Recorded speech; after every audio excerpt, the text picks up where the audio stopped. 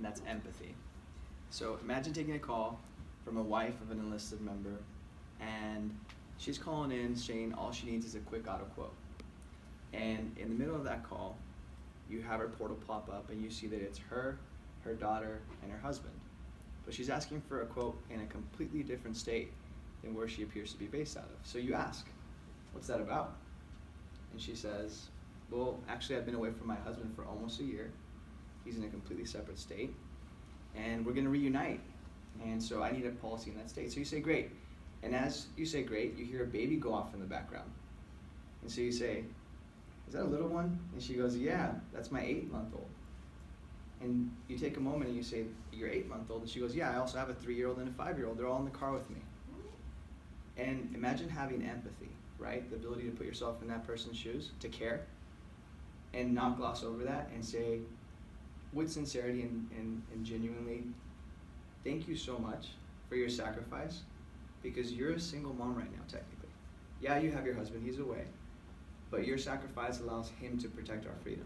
So thank you for his service, but thank you also for your sacrifice as a mom, as a wife, and as a family. And imagine that you get her protection for that auto that she wanted, and that's awesome and that's great, right? And you're happy because you fulfilled what her initial request was. But pretend you didn't stop there. Pretend that that connection that you genuinely developed when you asked her about her situation caused you to want more. And so you asked her, what about your stuff? What about the baby's crib? What about his military gear? The stuff he needs to fulfill his duty. And imagine that you got protection for that too, with USA, best in service, best in class. And imagine that you took it one step further and you were bold enough to ask about that ring, right? That rock that she looks down at night, the only thing connecting her to her spouse, thousands and thousands of miles away. The thing that she looks at night and probably cries, thinking, how long is it gonna be before I see him again? Her connection to her husband.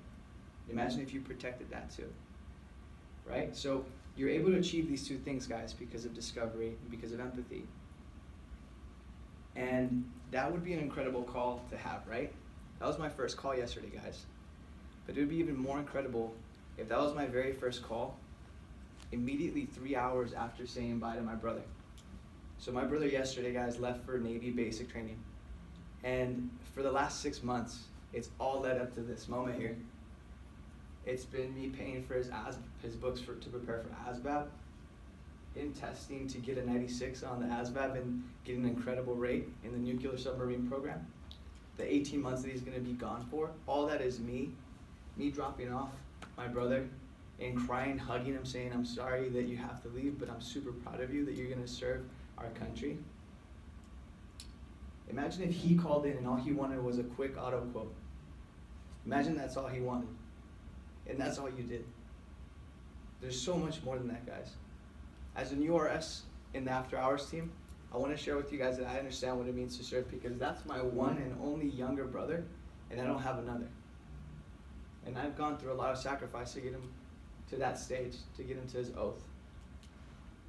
And I want to share with you, and I want to share a challenge with you guys, to be bold in your discovery, to ask another question, to find the need behind the need, because I promise you it's not just a quick auto quote. And I want to challenge you guys to empathize, to care for our members, because this is who we have the absolute honor of serving. Thank you, guys.